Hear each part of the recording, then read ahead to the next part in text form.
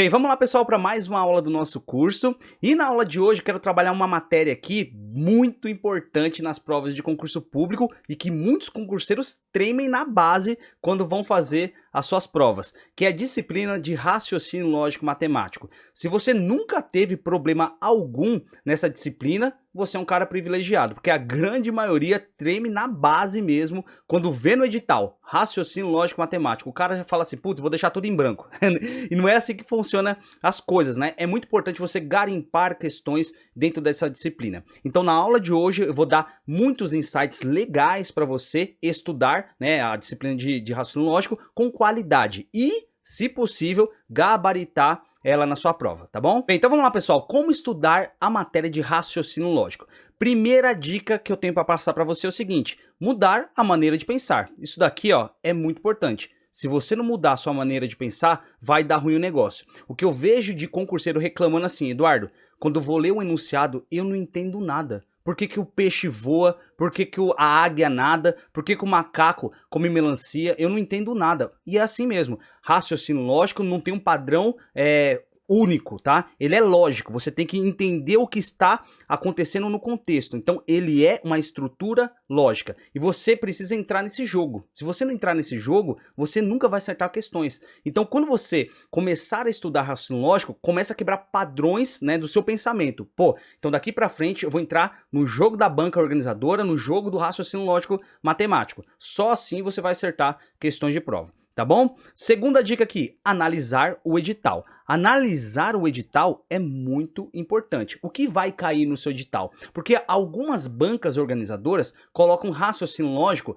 apenas como proposições simples e compostas, teoria do conjunto, tabela verdade, negação, equivalência. Tem outras bancas que trabalham raciocínio lógico acrescentando cálculos matemáticos. Então coloca porcentagem, equação de segundo grau, PA e PG. Então você tem que prestar atenção. No seu edital, cai o raciocínio lógico puro ou cai o raciocínio lógico juntamente com padrões matemáticos. Mas isso influencia em alguma coisa, Eduardo? Com certeza absoluta, porque você tem padrões para estudar, você tem uma lógica, uma sequência de estudos. Se você muitas vezes ultrapassa essa sequência ou tem assuntos que dependem de outros e você não viu nem o primeiro ainda, você vai errar questões de prova. Então toma cuidado. Primeira coisa, analisa no seu edital. Ele tá o raciocínio lógico puro ou o raciocínio lógico juntamente com padrões matemáticos. Vamos lá, terceira dica, criar uma sequência de estudos, ó. Uma sequência. Como assim, Eduardo, criar uma sequência de estudos?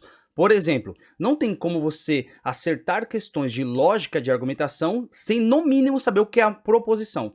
Eduardo, como assim? Você não sabe o que é uma proposição simples e composta. Como que você vai analisar a lógica de argumentação? É quase que inviável. Ah, Eduardo, eu não acerto questões de negação. Tá, mas você entendeu a sequência da tabela verdade até chegar na negação? Não. Então tá faltando conteúdo para você. Então tem coisas dentro do raciocínio lógico que, cara, tem conexão. Não tem como você acertar questões de uma coisa se você não sabe o fundamento, não sabe o básico. Outro exemplo, se no seu edital tá lá raciocínio lógico, mas tem porcentagem. Legal, porcentagem, ela depende da tabela verdade? Não, não depende de nada. São assuntos opostos. Então, não tem problema nenhum de você estudar ou porcentagem primeiro ou tabela verdade primeiro.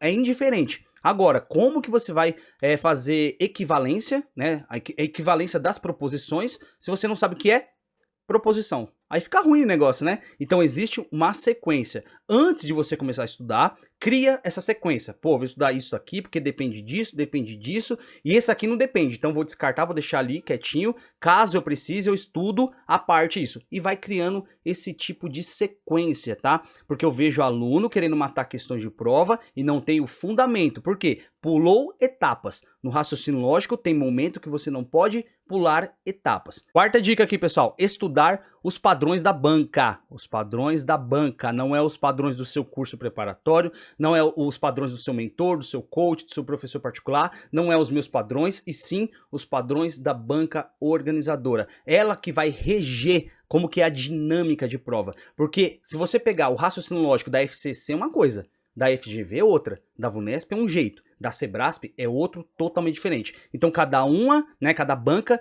tem a sua forma diferente de criar questões pro concurseiro. A dinâmica, né, o tipo de pegadinha que ela coloca ali no enunciado é diferente. Então estude raciocínio lógico pelos padrões da sua banca. Se você não tiver essa capacidade, cara, você começar a garimpar questões de raciocínio lógico de tudo que é jeito, vai dar ruim o negócio. Porque no momento da prova, o que vai fazer diferença é a habilidade que você teve em resolver o máximo de questões possíveis, né? E corrigir essas questões da banca organizadora que vai reger a sua prova, tá bom? Então, essa dica aqui é ouro. Quinta dica para você: estudar por materiais de videoaula. Vou até circular aqui.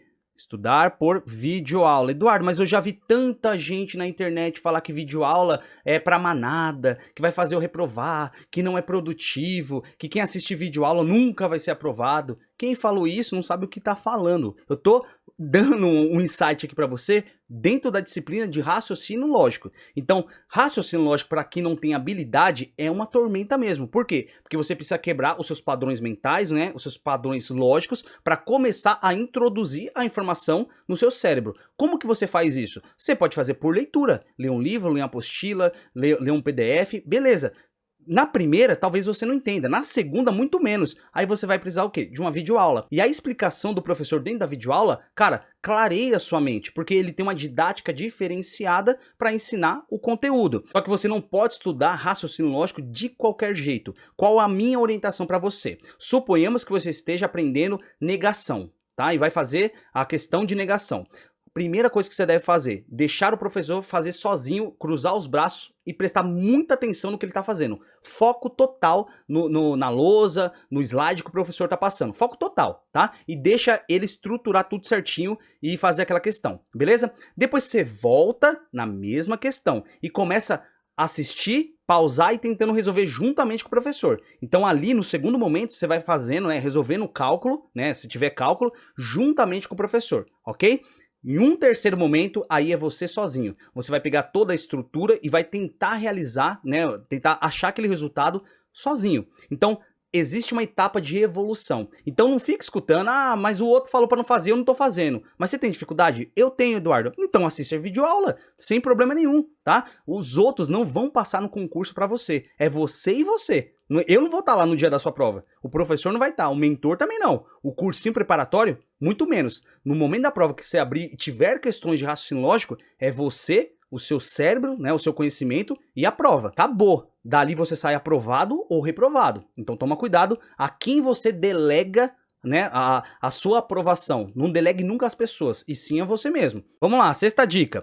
Fazer questões de sequências lógicas, ó.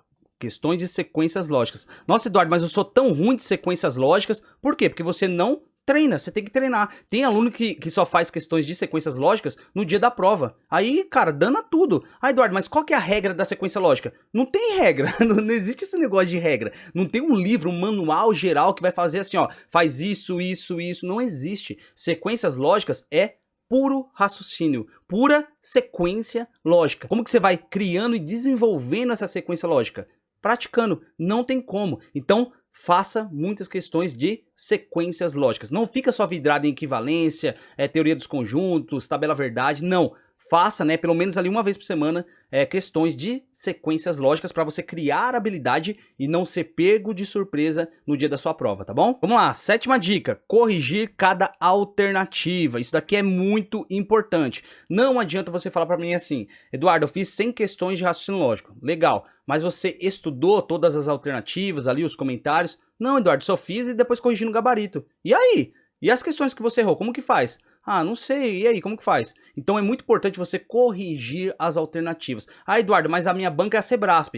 Tem o certo e tem o errado. Se você errou a questão, por exemplo, você marcou X no errado, tá? E você errou. Então o correto é o certo. Por que que tá certo? Ah, por causa disso, disso, disso. Você tem que corrigir. Ou se você falar assim, ah, não sei porque tá certo não. Tá errado também. Você entendeu? Você tem que corrigir cada alternativa, seja ela de múltipla escolha ou seja ela objetiva, certo ou errado. Ó, eu quero dar um exemplo aqui para vocês. Eu peguei esse exemplo aqui de uma questão da banca Vunesp, tá bom? Mas pode ser qualquer outro tipo de banca. Aqui em cima nós temos o enunciado que você tem que ler com muita atenção, muito cuidado, sem pressa. O enunciado é a parte mais importante, porque é o momento de você interpretar o que a banca está pedindo para você. Não faça nada na correria, tá bom?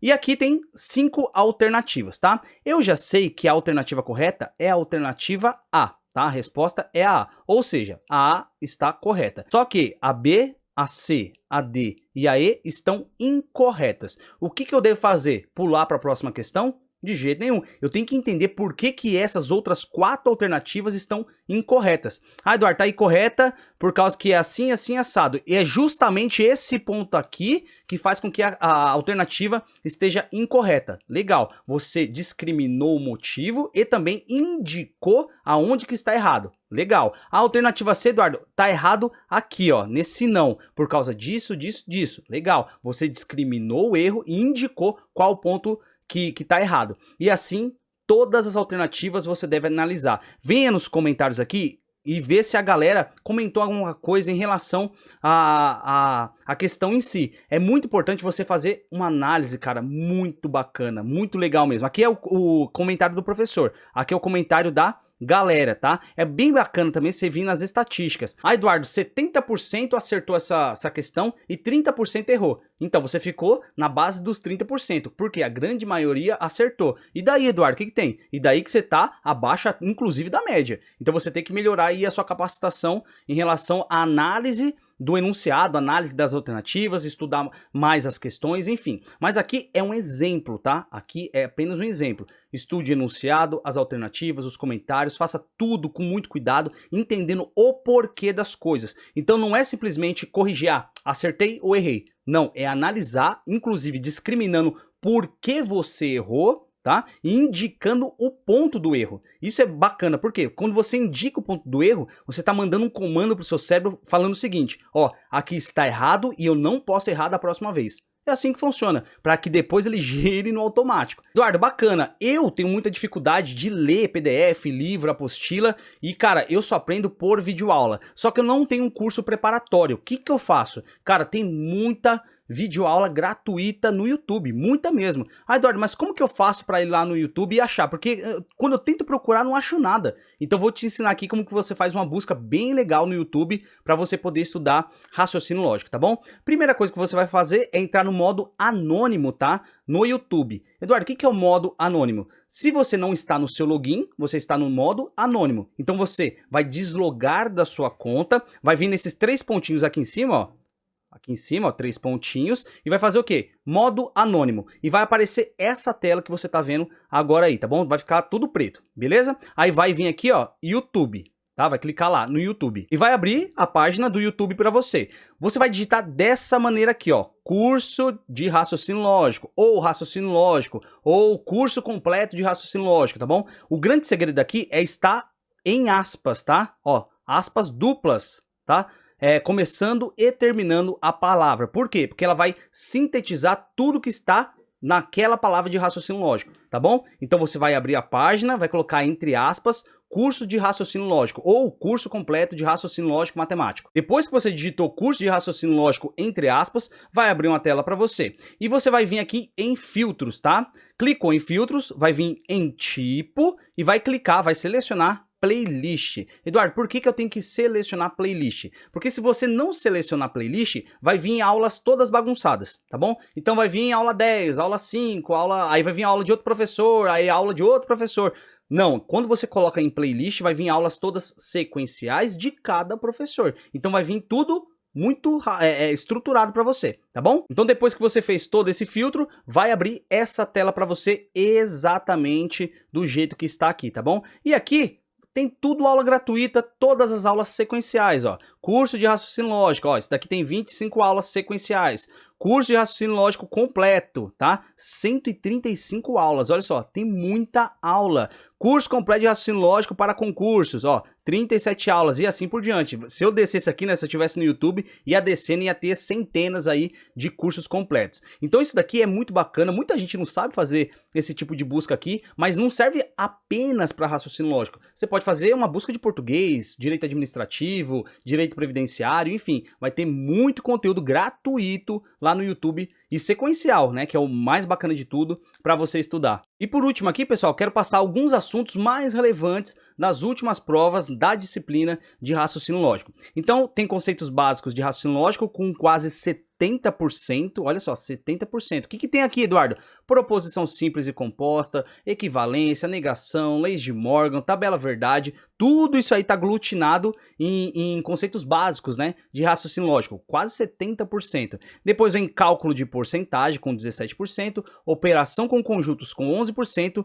e tautologia com 2,45%. Então depois que você bater todo o edital, você começa a segmentar, começa a estudar apenas aquilo que tem mais probabilidade, mais relevância para a sua prova. Então para que você vai estudar, por exemplo, aqui ó, tautologia, que tem 2% de chance, e deixar de fora conceitos básicos, né, de raciocínio lógico, que tem 70%. Tá? Talvez você poderia estar invertendo os assuntos aí e errando muitas questões de prova, tá bom? Então, isso daqui é um insight muito importante que eu queria passar para você.